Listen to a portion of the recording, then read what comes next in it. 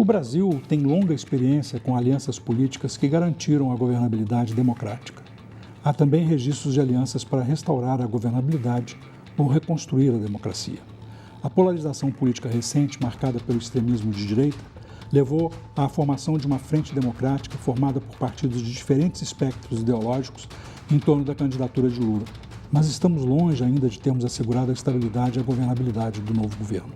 Será possível formar alianças sólidas que ajudem também a renovar a elite política brasileira?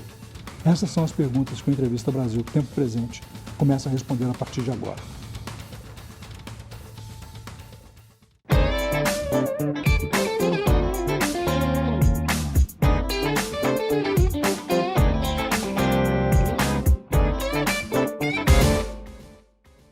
Olá, eu sou Sérgio Abrantes, obrigado pela companhia de vocês.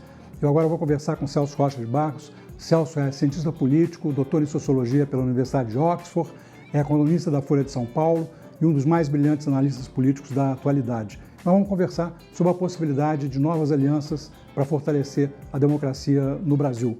Celso, obrigado por conversar com a gente, comigo. Muito prazer voltar a falar com você. O prazer é todo meu. Grande honra estar aqui conversando com você.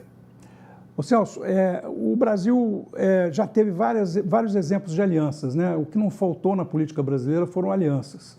Houve alianças entre os oligarcas na Primeira República, houve alianças para fazer o golpe de 64, houve a Frente Ampla numa tentativa de três adversários, né?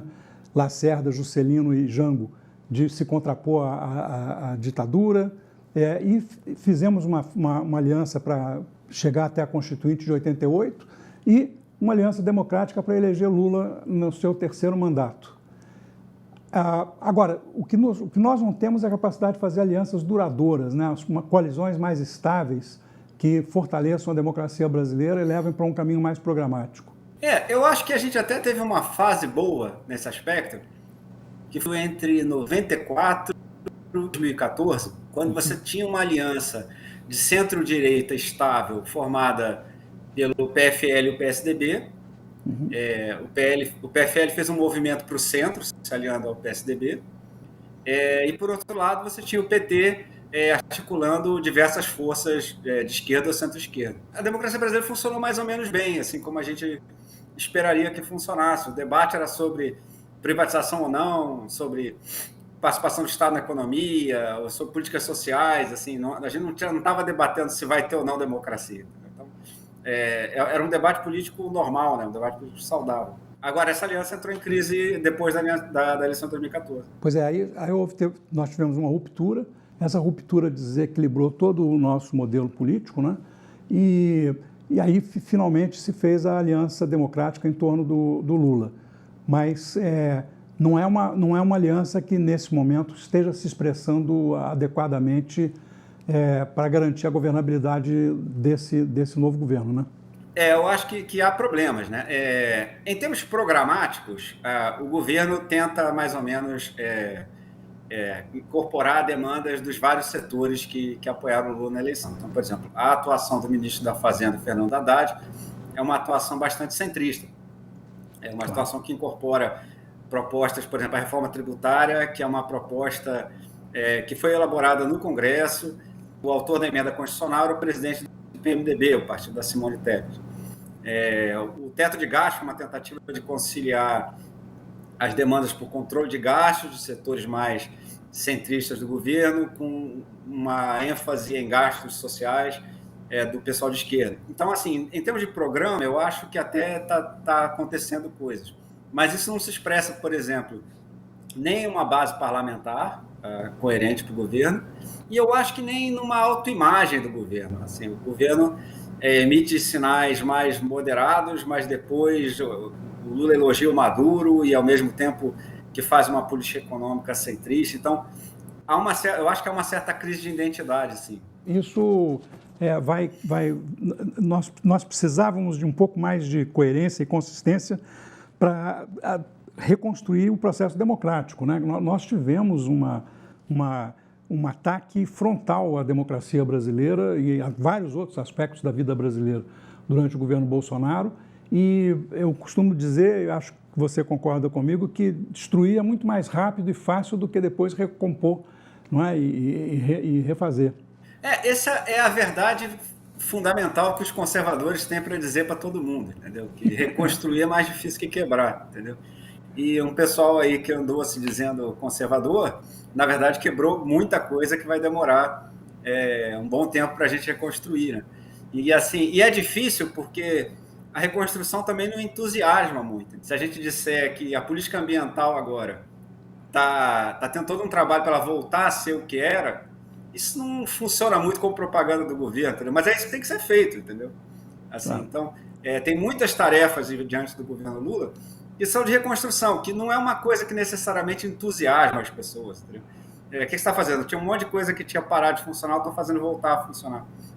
Isso não funciona muito bem, eu acho, como uma bandeira, né? Assim, e é uma dificuldade mesmo para o governo. Ao mesmo tempo, a gente precisa também de atender ao avanço das situações, né? Nós vivemos num país muito dinâmico, num mundo muito fluido. E, portanto, reconstruir e dar conta das novas demandas, que não são poucas, né? Até porque parte delas vem com o passivo do desmonte de Bolsonaro. Há muitos desafios, de fato, né? E a situação política não é exatamente a melhor para enfrentar esses desafios todos, né?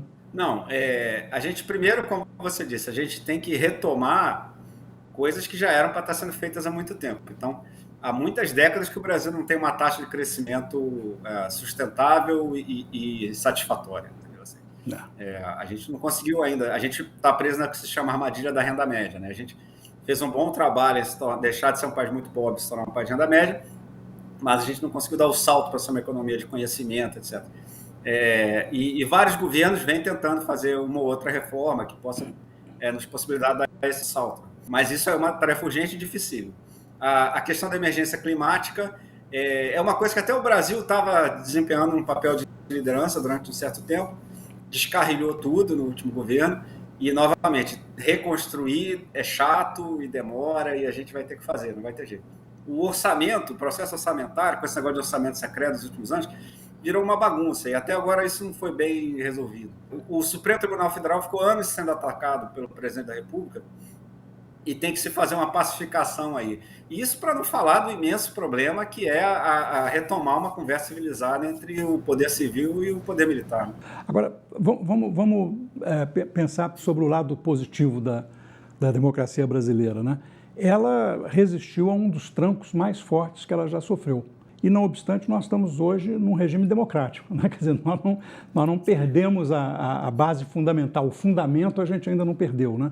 Por outro lado, a gente tem uma sociedade civil muito viva, com organizações que amadureceram muito, né? A gente tem, eu me lembro de algumas ONGs que começaram há muito tempo atrás, que eram muita militância e pouca substância, hoje são institutos de pesquisa com muita substância e que não perderam a capacidade de militância, mas uma militância agora de nova qualidade, né? Então, a gente tem elementos para trabalhar, para recompor a democracia e ir adiante, né? Sem dúvida nenhuma. Eu acho que, assim, primeiro, como você disse, a gente sobreviveu a um ataque frontal às instituições. E com todos os ataques que o Bolsonaro fez às urnas, por exemplo, que eram baseados em mentiras, assim, segundo diversas auditorias, etc., os ataques do Bolsonaro eram falsos, mas mesmo assim que o TSE deu a vitória do Lula, o presidente da Câmara saiu a reconhecer o resultado, o presidente do Senado reconheceu o resultado, as lideranças empresariais reconheceram o resultado, mesma coisa na tentativa de golpe do 8 de janeiro, ao longo do dia, todos os chefes de poderes, todos os juízes, assim, todo mundo saiu em defesa das instituições, deixando claro que aquilo seria punido, etc. Então, nesse ponto, sem dúvida, foi um sucesso da democracia brasileira, que teve diversos sucessos em sua história, né? Essa estabilização econômica, um grande salto de distribuição de renda, enfim. Eu costumo dizer que a gente tem um problema de renovação de lideranças, tem aí um gargalo na disputa presidencial, né? E a gente agora vamos ter uma disputa mais aberta, os velhos estão ficando, né, estão se aposentando, estão deixando a vida política e agora está na hora das novas lideranças aparecerem, né? Como é que você acha que isso vai acontecer? Para mim, idealmente, não teria reeleição, porque a reeleição sem reeleição a gente teria uma renovação mais rápida da elite política. Mas, de qualquer forma, nós precisamos de renovar a elite. Eu acho que, assim, historicamente, nas democracias modernas, quem promove essa renovação de liderança são os partidos políticos, entendeu? Que, inclusive, têm suas ligações com entidades da sociedade civil, igrejas, sindicatos, etc. E no Brasil, a maioria dos partidos ainda é bastante fraca, né? O PT é mais forte que os outros, mas passou por várias crises que também não está no seu melhor momento. Então, assim, eu acho que no longo prazo, se o sistema político brasileiro se consolidar, porque teve uma reforma em 2017 que deve diminuir o número de partidos, etc. Agora, até a gente chegar lá, vai ser realmente um desafio. Eu acho que, nesse caso, o que eu acho que é fundamental é que os termos do debate brasileiro sejam razoáveis, sejam democráticos, sejam moderados, porque os políticos vão sempre tentar se adequar ao debate nacional. Exatamente. Você sabe que nesse aspecto que você falou dos partidos, né, eu reparei uma novidade, não sei se você concorda comigo, nos programas partidários que têm aparecido na televisão recentemente, todos os partidos estão fazendo convocação para inscrições, né? Venha participar, venha com a gente e tal. Isso aí, se dá certo, tem a ver também com a cláusula de barreira e com a proibição de coligações proporcionais, né?